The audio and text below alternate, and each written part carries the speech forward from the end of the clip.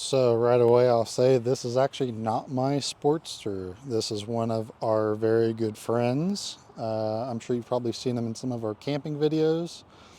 And whenever we go around town and do fun events, we hang out with our best friend Manny. So this is Mannys Sportster. It's a 2002. I've got a couple parts I pulled off my motorcycle. Originally my bike came with a set of Screaming Eagle pipes, and I have the shorter kickstand and a few other things that he picked out that we're going to be kind of thrown on this bike. So the exhaust definitely needs a little bit of a refresh. The kickstand on this bike is extremely sketchy, so I'm going to help him out with that. On top of that, I think I'm going to go through and actually clean up the bike a little bit for him. This is an interesting bike. It's got a lot of obscure things, between an entirely custom dash, custom lights. I think almost every nut and bolt on this bike is like wire tied from the previous owner. Pentagram theme. It's pretty interesting. and then even the S&S cleaner flipped around and custom holes drilled into it. Yeah, this bike is definitely a unique creation. So I think Manny's going to come over this evening and we're going to see what we can get started on. Perhaps the exhaust or something, we'll see. But before we get that far, I'm going to go through and, like I said, clean the bike up. Try to get off a lot of this oil. It looks like he runs an oiled unifilter, but also it looks like his breathers might be just like evacuating right there. So that might explain all of this oil down in here. This is kind of just a light refresh video, nothing crazy. I don't think we're doing any type of handlebars or anything, even though I'd love to, but he loves this bike the way it is, and we're just kind of going to try to dress it up for him a little bit.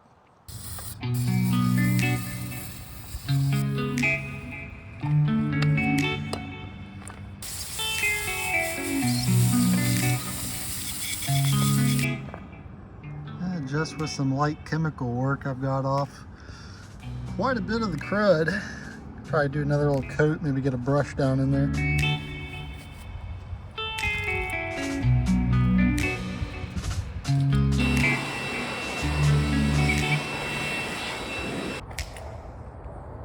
All right, well, I've got it pretty much well cleaned up, so I'm gonna let it air dry for a while and then we can push it in the garage.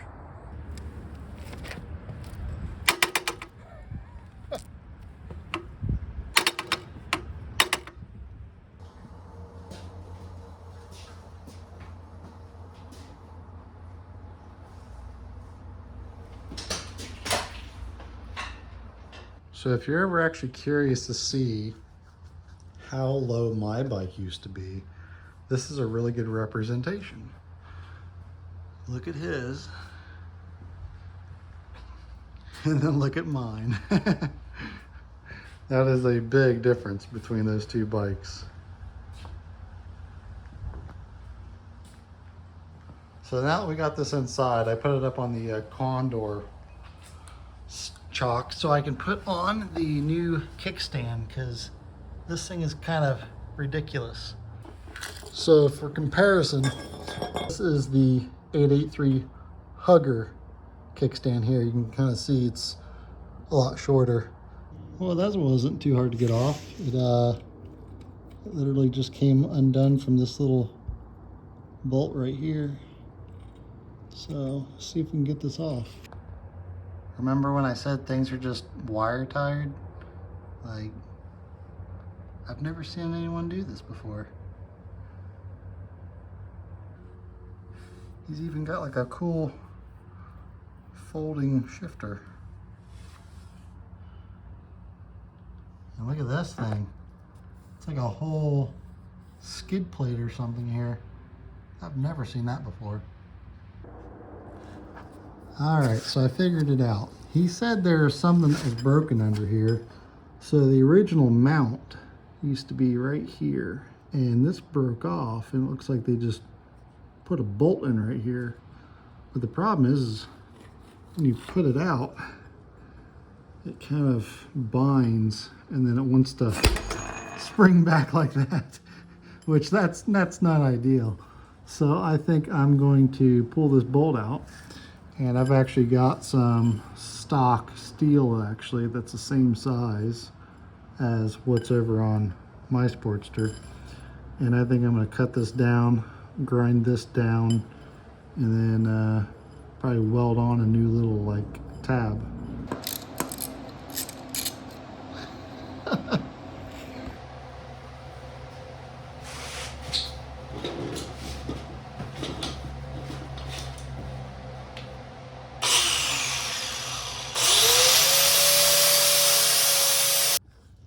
All right, we've got our ground down pretty clean. So what I can tell is he had the bolt up in here. And if you look at that, it's basically right in line with where the kickstand hole is. Now, going over and comparing it on my bike, the peg is actually all the way over here.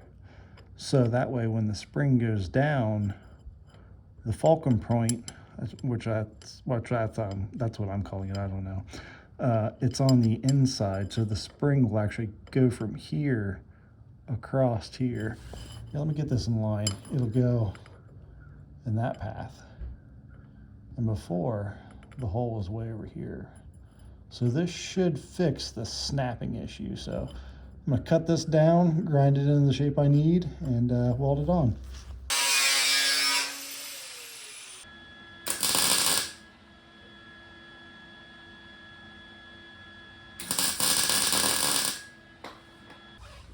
All right, so this is very hot, so I can't really touch it, but focus. I still have to put a little stop, like a washer on the end there and weld it.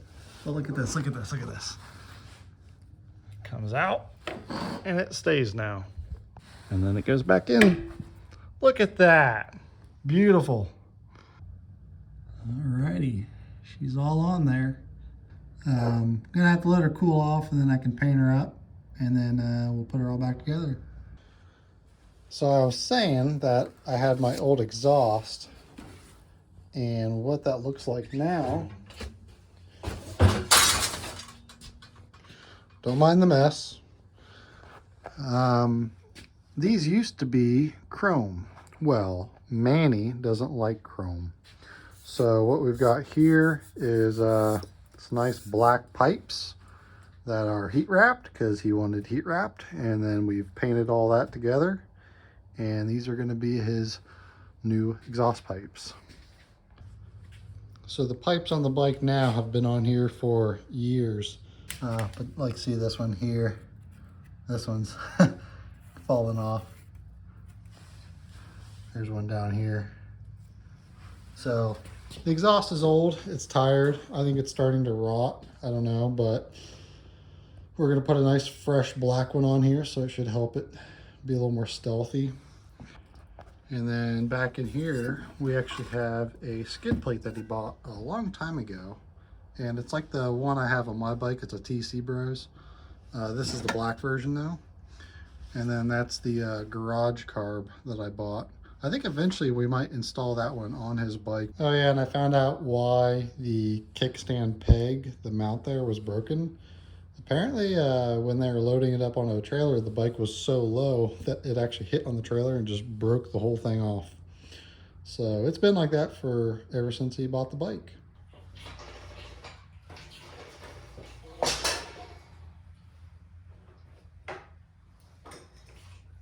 Look at that. It even leans better now. Holy cow. It's so much better. All right, well, my buddy said I can go ahead and start on some of the other stuff until he gets here. So I'm gonna go ahead and throw the skid plate on since it's pretty straightforward. It comes with this rubber pad here, and then this will actually bolt on underneath the subframe there. You just kind of put it in sideways, slide it around, and then thread your 2 screws up in. And then this one's the difficult one to get in up in the front. So you can kind of see this little piece is way back in here. You just kind of stick it up in there. It turns in right over the frame rail right here. So the front is the difficult one because you need like a wrench, or not even a wrench. You need something that goes down in here and you can snake all the way back in behind here, because you can't access this from the top, and once the skid plate goes up, you can't access it from the bottom.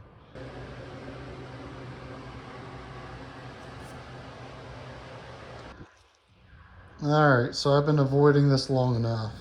After I washed the bike, I sprayed these down with some PB Blaster for them to soak, because they are considerably rusty.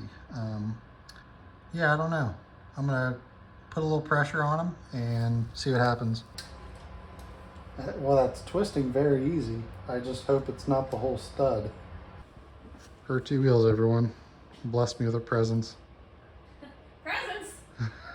I like presents. I like presents. Merry Crisis. So we just got the first header broke loose. Let's see here.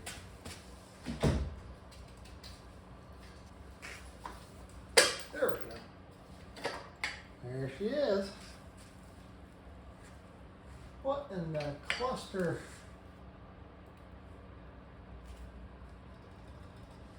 I've never seen this before.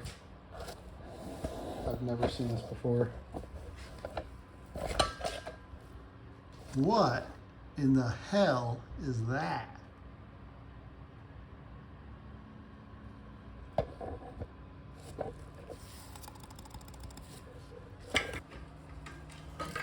Oh, there we go.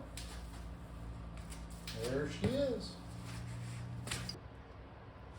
So that's not what that's supposed to look like. It's supposed to be this big old piece here hanging out like that. So I've got the factory one here, but I don't need to take this all off. I think I'm just gonna put mine on, and we should be all right. On top of that, they came up with their own little aluminum plate here. This is the factory one. It's a lot thicker. It's gonna be a good replacement for him. I feel good about this. All right, so these are not the correct tools to use for this, but I used it on my first time changing the header on my Sportster, and I've never bought the correct tools, and I just keep using these because every time I use them, I'm like, oh, I'm never going to do this again.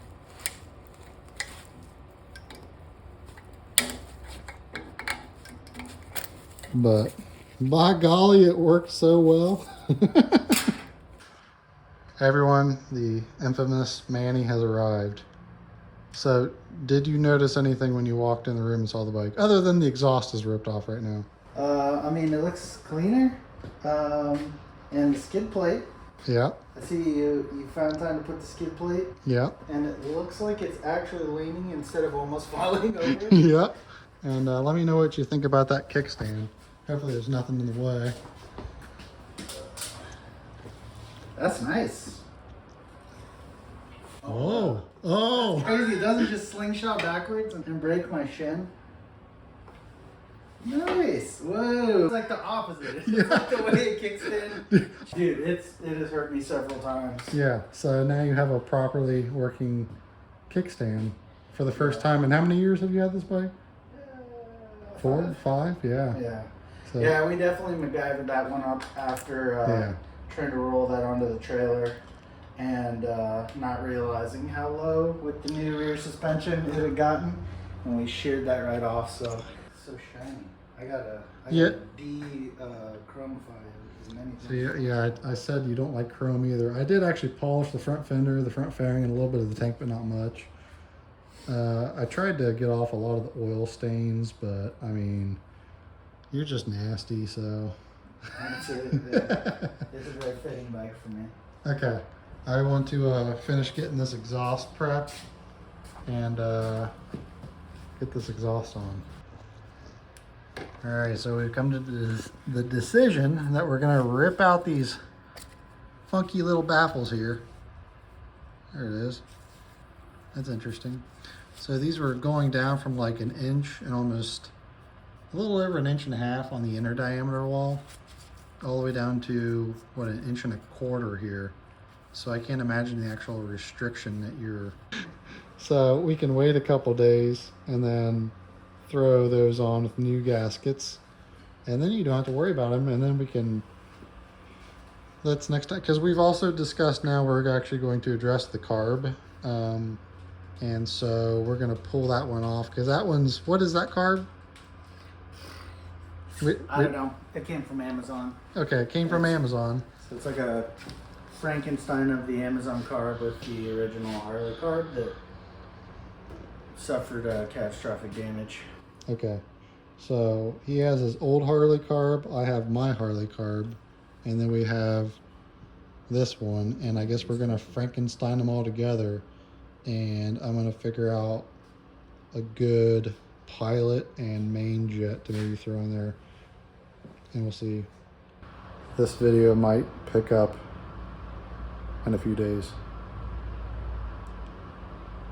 The cool thing is, though, is you said you got an entire Excel spreadsheet of everything done to the bike.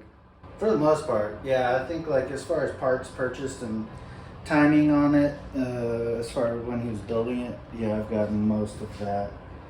I'm still waiting on the inserts for the front end. Yeah, I don't even know what's going on with this front end. It's just... Yeah, he likes to run those cartridge emulators, and then basically it's got, you know, the air line, and then you can add air. And but I think right now it's just running like 1.75 half psi, which is very low. But he just put this gauge on it so you can see, but it doesn't need a lot. Huh. All right. Well, until the next day.